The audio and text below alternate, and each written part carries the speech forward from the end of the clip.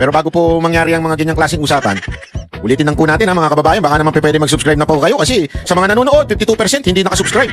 Pero alam nyo ha, nakita ko yung statistics ha, medyo umaangat na po ito. Marami na po ang nanonood na nakasubscribe. Pero kung maaari pa, yung iba pa, yung remaining na nanonood, baka naman pwede hong tayo mag-subscribe.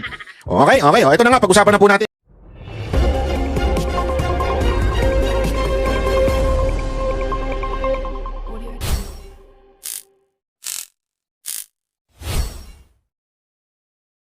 O ito, pumunta na tayo sa topic natin. Nanirmong ka na naman, banat ba eh? Ay, ganun talaga. O, pag-usapan muna natin itong ano ha. Tawan-tawa kasi ako dito eh. Galit na galit to mga animal na to. Kay Padilla. Panoorin nyo. Kalabuyo, Kasinigang, Kaadobo, Marshal Bonifacio, ilan po sa mga alias na binanggit ni Senator Judge Robin Padilla kanina. But how do you take these type of questions from a Senator Judge na yun nga po, parang ang dating dinidefend yung paggamit nga ng confidential funds and even yung prosecution tinatanong din po niya direkta kanina. Tapos pumunta pa dun sa point na yung kung may confidentials daw ba noon si Senator Ninoy Aquino hindi siya na-assassinate. Ikaw, anong gusto mo na alias mo kung sakaling Ako. Oh, magjo-joke pa siya ha. Sige, sakyan natin joke mo. alias ka? Oh, ayaw mo. Kung ikaw, ano gusto mong alias ka? Ako alam ko. Yung nasa gitna, kamaleta. Yung nasa kanan natin, facing them, kabuaya. Itsura mo, mukhang buhaya eh. Tapos yung nasa kaliwa, kadebaksya. Ano ba yun? Kabaksi na lang. Yung nasa kaliwa, di ba? Yung nasa gitna, kamaleta. Nasa kanan, kabuaya.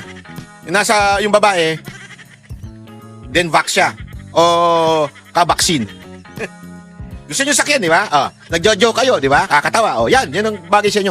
Pakinggan natin si Kamaleta. Ay, si ano muna, Kabuaya. Kabuaya. Ganun ba? Hindi, ano naman, nasagot naman actually, eksakto pag si Kabuaya. turnover nung time, si Senator Bam yung sumagot. Buaya ba o ano? Gurilya? Si Gurilya. Alam ko na. Hindi pala Kabuaya. Kabaha. Kasi baha doon sa lugar niya eh. Bahang-baha doon sa kung saan ang distrito niya eh. Sir, saan nyo po dinala yung flood control? Na inallocate dyan? Ha? Saan nyo po dinala yung flood control?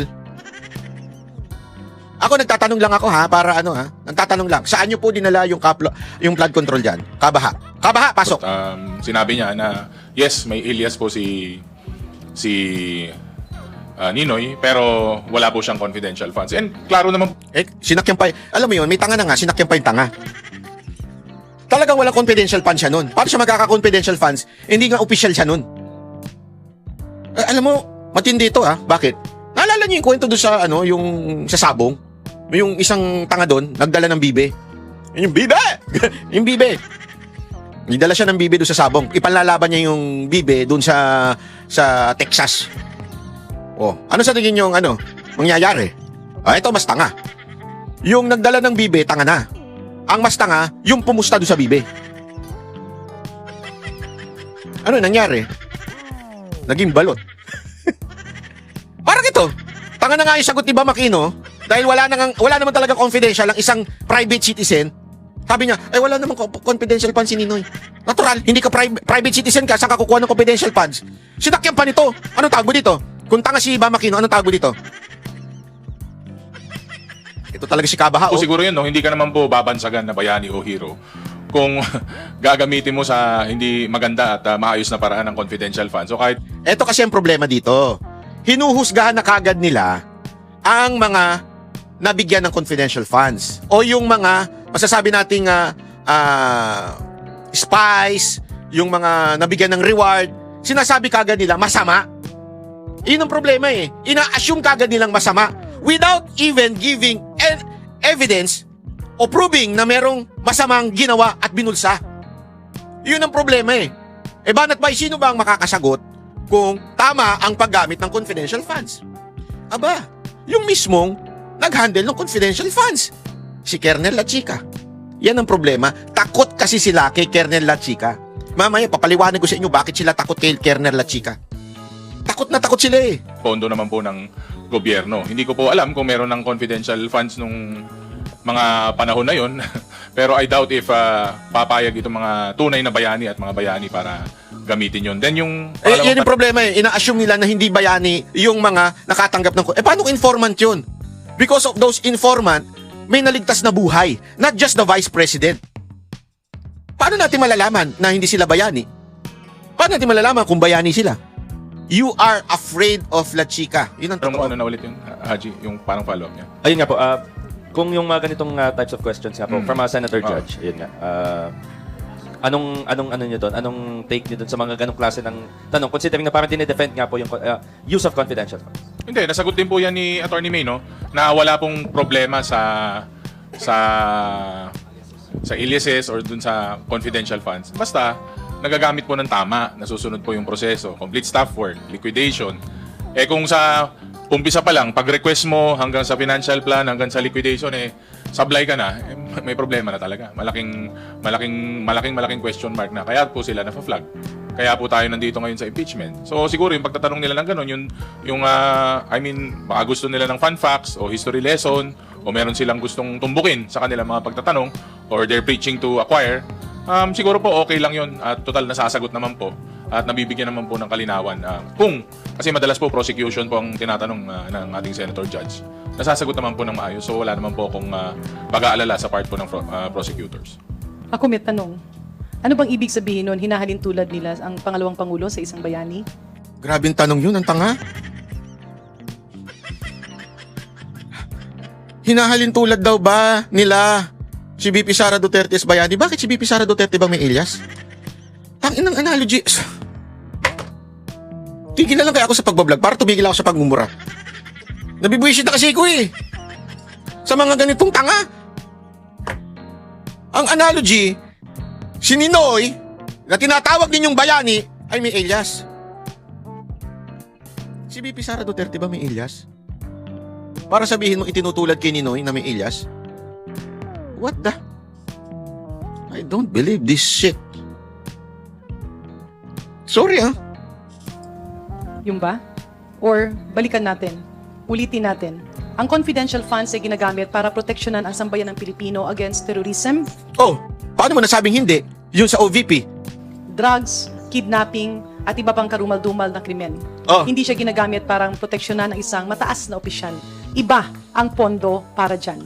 So wag natin Kaya mo nga pinoproteksyonan ng isang constitutional, ulitin ko, constitutional na opisyal ng gobyerno na ibinoto ng taong bayan. It is because kung nawala ang presidente, pag namatay ang vice president, paano? Bakit parang ayaw ninyong proteksyonan si vice president? Kasi galit nga pala kayo. Pero what do you think of the confidential funds of the office of the president? Di ba to protect the president? And I agree. It should. Bakit? Whether we like it and I don't like it so much. Na presidente si BBM, wala tayong choice. Wala tayong choice, but the Constitution kailangan proteksyonan ng presidente.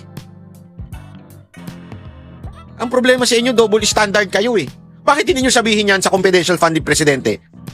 Kasi nga, galit lang kayo sa mga Duterte. ilihis ang usapin dun sa impeachment trial, ibalik natin dun sa pinag-usapan.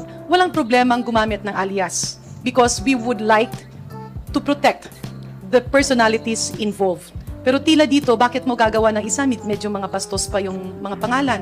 Parang ginawang katawa-tawa, ginawang laro. Pero ang pinakamalaking tanong dito, ano ang naging punto? Because while the informants can have aliases, yung punto dulo, yung output ay hindi pwedeng maging confidential. Ang tanong, saan ba ginamit? Kasi kung confidential yung mga pangalan, alias yung mga pangalan, alangan namang alias. Kapag alias ang output, kung alias ang isang programa, isa lang ang ibig sabihin doon. Ghost ang naging paggastos ng confidential fund. Well, with due respect to my brother in faith and sitting senator, I think those national heroes whose aliases were referenced would be probably rolling in their graves, no? After their nom de guerre, no? I think these are nom de guerre, no? Were mentioned in the same context as the allegation of misuse of confidential funds, no? To be mentioned with the same breath as Miss Mary Grace Piatos, Mr. Pagong, Mrs. Pusa, Miss Bilat is but that's what the name reflected in the AR, di ba? Kaya nga sinasabi natin. Ito, binibigyan na naman nila ng meaning yung bilat. Belat. Hindi ho bilat yan. Belat. Ibig sabihin po, belat, hindi, eto kasi, sorry pasensya na ho sa mga meron pong salitang belat para po sa mga taga-Tagalog. O ibig sabihin, belat, gano'n. Ang bilat, iba yun. Puro kasi kayo kamanyakan eh. Belat. Miss Bilat, is already a way, a travesty to the memories and to the legacy which these national heroes have imparted to benefit the Philippines. Nasabi niya kagad na kabastusan yun. Alam mo talaga pag bastos ang pag-iisip mo no? To be put them on the equal footing as Miko Harina, as Andilim, as Miss Ngit is already again an insult to the sacrifices they have made for this country. And their death, the sacrifices they have made, kasi malapit na pang National Heroes Day, the sacrifices they have made is actually diametrically opposite to the very practice of which these confidential funds were handled. So hindi po dapat yun ang analogy ang gamitin natin. And let us be specific about this. This is about auditing problem. This is about whether or not aliases are necessary in order to maintain confidentiality of a operation that requires safety and security of whoever is involved, not a test of anybody's patriotism. So dapat po makontextualize po natin yan. Una, ang problema po dito, as explicitly explained by Deputy Speaker Janet Garin, ang usapin po dito ay audit problem. May problema po ang OVP sa sinubmit nilang mga liquidation. At sinabi po nila, Iyan yung patunayan nyo. Hindi yung mali-mali naman kayo Inassume nga po ito na Miss Gina Acosta kasi wala nga po talaga siya doon sa ground kung totoo ba na si Miss Ngit-Ngit ay nakakuha ng 200 million. Ito panoorin natin to Ewan ko kung bakit, panoorin nyo Sabihin niyo sa akin kung bakit takot na takot silang imbitahan sila Chika. Sa impeachment trial ni Vice President Sara Duterte, itinuro si Colonel Raymond Dante La Chica na siyang nagplano at nagpatupad ng mga aktibidad na ginastusan ng confidential fund ng Office of the Vice President. Kanina, sinabi niya sa GMA News na handa siyang humarap sa impeachment court kung ipatatawag. Nakatutok si Marisol Abduraman. Yung mga documents po na yan ay galing po sa security officer, Your Honor, na si Colonel La Chica, Your Honor. Biniverify ko po kay Colonel La Chica. Si Colonel La Chica po ang nag-implement, Your Honor. Nirelease ko po kay Colonel La Chica, Your Honor. Makailang beses binanggit si Colonel Raymond Dante La Chica sa impeachment trial ni Vice President Sara Duterte, kaugnay ng umuning maling paggamit ng kalahating bilyong pisong confidential fund. Sa testimonya ni Gina Acosta, Special Disbursing Officer ng OVP, inutusan daw siya ni Duterte na ibigay ang cash kay La Chica. Si La Chica din daw ang gumawa ng plano kung paano gagamitin ang confidential fund. Siya rin ang namahala sa pamamahagi ng pera at nagsabi kung saan ito napunta. Siya po ang tinalaga ng Vice Presidente na siya po ang security officer, Your Honor. Siya po ang may alam, siya po ang eksperto, Your Ito pansinin ninyo ang paulit-ulit na sinasabi sila Chika. Pero never ever na pinatawag sila Chika. Diba? Tapos, sasabihin na kagad nila, merong discrepancy doon sa pag-handle ng pera. Ang nag-handle nga ng pera sila Chika Bakit hindi nyo muna patawag bago nyo i-conclude? Honor sa pagpatupad ng mga project o program regarding sa operasyon ng confidential activities, Your Honor. Kanina, nakausap ng GMA News si La Chica. Tumanggi siya magbigay ng pahayag on-cam, pero ang sabi niya, handa siyang humarap sa Senate Impeachment Court kung ipatatawag. Sa isang statement rin, sinabi rin ni La Chica na kailanman hindi raw siya tumanggi magpakita o tumestigo. Handa raw siyang sabihin ang totoo ng naaayon sa batas at security restrictions. Sa ngayon, pinag-iisipan pa ng prosecution kung ipatatawag nila sila Chika para tumestigo. Bilang miyembro ng Philippine Army, sumailalim din siya sa investigasyon ng Armed Forces of the Philippines kaugnay ng issue. Kanina sinabi ng AFP na itinigil na raw nila ang investigasyon. Ni-recommend natin to for termination and conclusion to avoid itong duplication of functions. Particularly since itong Office of the Ombudsman has already taken yung cognizance of the complaints. Sa ngayon, aktibo pa sa serbisyo sila Chika pero wala siyang assignments mula noong October 2025. Nagsilbi siyang hepe noon ng Vice Presidential Security and Protection Group o Siya yung nasa likod PSPG. Matapang sila Chika yon yung gumanon kay doon sa pulis. Tangina, kernel yan Etong pulis na to, huwag ka mag-alala, pagdating ng presidente ni Bibi Sara Duterte, kangkungan ang abot mo. Naroon siya noong 2024 habang inililipat ng ospital ang Chief of Staff ni Duterte na si Zulaika Lopez. Ang naging sanhi para ireklamo siya ng PNP dahil sa paghadlang umano sa pagpapatupad ng legal detention order ng Kamara. Ibinasura ito kalaunan ng Quezon City Prosecutor's Office. Ang palasyo, naniniwalang dapat na imbestigahan ang papel nila Chika sa pagpapatupad ng confidential funds ng Office of the Vice President. Nararapat din naman na ito ay maimbestigahan ng ombudsman. Ang mas maganda na yung neutral na ahensya ang siya mag-imbestiga para malaman kung mayroon bang kasalanan, pakikipagsabuatan para magastos itong confidential funds. Marisol Abduraman. Oo, pero ang tataka ko, hindi pa pinipresenta sila Chika. Bakit? Alam niyo kung bakit? Eto, bibigyan ko kayo isang dahilan. Hindi kasi nila kayang bastusin sila Chika eh. Kasi opisyal ng AFP. Hindi nila kayang bastusin yan dahil natatakot sila na baka magalit yung mga kasamahan. Oo, maaaring yung kanilang AFP ngayon ay medyo protected by BBM, yung kanilang AFP chief. Pero remember, yung mga nasa ground, importante yan eh. Pag yung mga nasa ground ay nagalit dahil binabo yung kanilang kernel, ibang usapan yan. Kasi remember, wala naman silang pwedeng gawin o wala naman po silang kayang patunayan sa impeachment trial. Ang ginagawa lang nila, binababoy lang nila yung mga hostile witness. Ibig sabihin ng hostile witness ng prosecution na nasa panig na ni VP Sara Duterte.